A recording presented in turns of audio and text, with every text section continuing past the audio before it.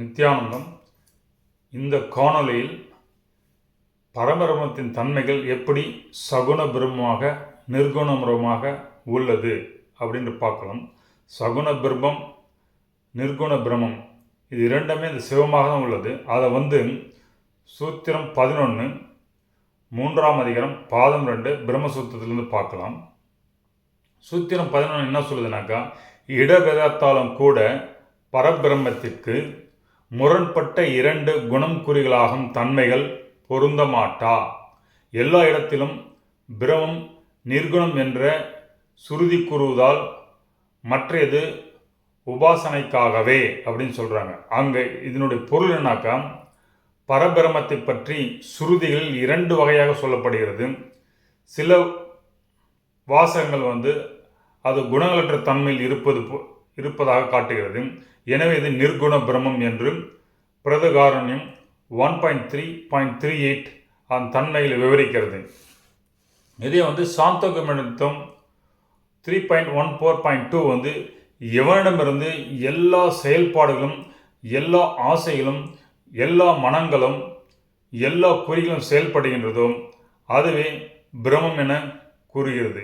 எனவே இங்கு சகுன பிரம்மம் என்று குணாசீலம் கொண்டு விவரிக்கையில் பிரம்மம் சகுன பிரம்மமாக தெரிகிறது. அப்போ பிரம்மத்தை சகுன பிரம்மமா நிர்குண பிரம்மான்றது எப்படின்றதை இன்னும் கொஞ்சம் விரிவாக பார்க்கலாம்.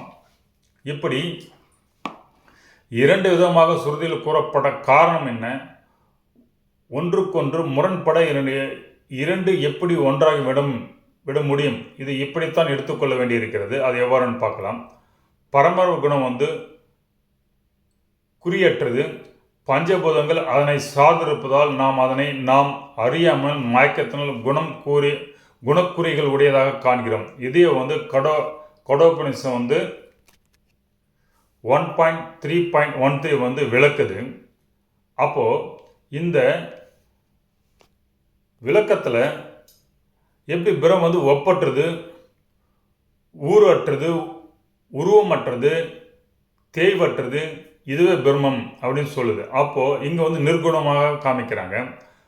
அதனால் இதுக்கு மாறான சகுன பிரம்மம், அதாவது குணாசிகள் பொருந்த சகுன பிரம்மம் அது இருக்கிறது உபாசனை, அது வழிபாட்டுக்கும் வணங்குவதற்காக உரியது அப்படின்னு எடுத்துக்கணும்னு சொல்கிறாங்க.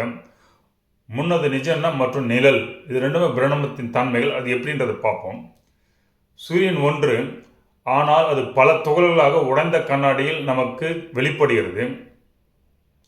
இங்கு ஒன்றே பலவாக தெரிகிறது. அது ஒரே சூரியன் உடைந்த கண்ணாடியில் பல சூரியனாக தெரியுது. அப்போ உடைந்த கண்ணாடியில் இருக்கிறதெல்லாம் ஒரிஜினல் சூரியன் நம்ம சொல்ல முடியாது. அதெல்லாம் அதனுடைய பிம்பங்கள். அப்போ சூரியன் ஒன்றாக இருக்கிறதுனால பல பிம்பங்கள் கண்ணாடியில் பிரதிபலிக்குது. அப்போது சூரியன் ஒன்று இல்லாவிட்டால் இந்த பிரதிபலிப்பு இருக்காது. அதே போல் பிரம்மம் ஒன்று இல்லாவிட்டால் இந்த பிரம்மத்தில் பல ஆத்மாக்கள் இல்லாமல் இருக்கும். எனவே தான் இது சகுன நிர்குணமாக பிரம்மன்னு சொல்கிறாங்க.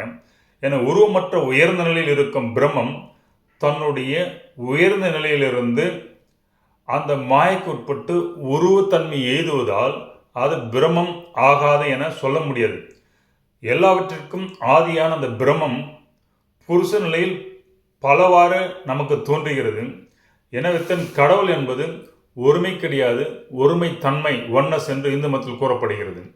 என உயர்நிலையில் சொருவமாக, அதாவது உருவமற்ற நிலையில் நிர்குண பிரம்மம் என்றும், அதுவே கொஞ்சம் கீழிறங்கி உருவம் தாங்கி வரும்போது சகுன பிரம்மம் என்றும் சொல்கிறோம்.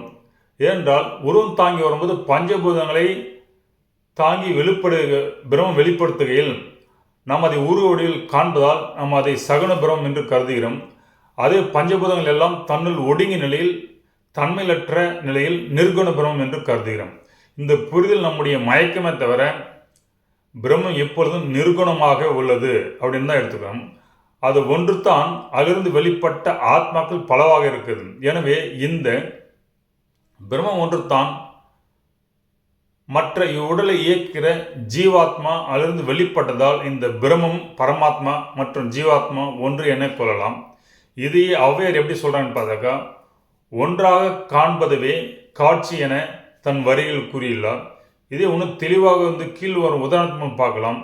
இந்த பரந்த கடலை பிரம்மன் என்று கொண்டால் அலைகளின் மோதல் அந்த கடலிலிருந்து தனித்து எழும்பி ஒரு துளி கடல் நீர் கூட ஆத்மன் கொண்டால் இந்த கடலின் தன்மையந்த அந்த துளி நீர் கடலில் இருக்குது. அதனால கடல் வந்து பரமாத்மா எடுத்துதான் இந்த ஆத்மா வந்து அதே தன்மை வெளிப்படுது. எனவே ஆத்மா பரமாத்மா இரண்டும் ஒன்றே அப்படின்னு எடுக்கணும். எல்லாம் பிரம்மத்திலிருந்து வெளிப்பட்டது அப்படின்றது புரிஞ்சுக்கணும். இதை பொறுத்து தான் நிர்குண பிரம்மே புருஷ நிலையில் இருக்குது, தனித்த நிலையில் சகுண பிரமமாக உள்ளது. இது வழிபாடு மற்றும் உபாசனைக்குரியது. எனவே சூத்திரம் 11 கொல்லப்பட்டுள்ள இடபேதத்தை கொண்டு கூட பிரமத்தை இரட்டைப்பு தன்மைகள் என கொள்ளலாகாது. ஏன்னா பிரம்மத்திலிருந்து எல்லாம் வெளிப்பட்டது. வெளிப்பட்டில் அது பலவாறு தோன்றியனால எவ்வாறு வந்து ஒரே கண்ணாடியில் இருக்கிற சூரியனில் ஒரு கண்ணாடி உடைந்த பல தூளம் வந்து சூரியன் வந்து பல சூரியனில் தெரியுதோ, ஆனால் ஒரிஜினல் ஒன்று தான். அதே மாதிரி பிரம்மம் ஒன்று தான். அதுலேருந்து வெளிப்பட்ட ஆத்மா பலவாக இருந்தாலும் அது பிரம்மத்திலேருந்து வெளிப்பட்டது. எனவே ஆத்மா வந்து பிரம்மமே என கொள்ளலாம். அப்போது இந்த ஆத்மா பிரம்ம நிலையிலிருந்து எப்படி கீழ்நிலைக்கு வந்தது, அது ஆன்மாவின் சுபாவத்தினால் வந்தது.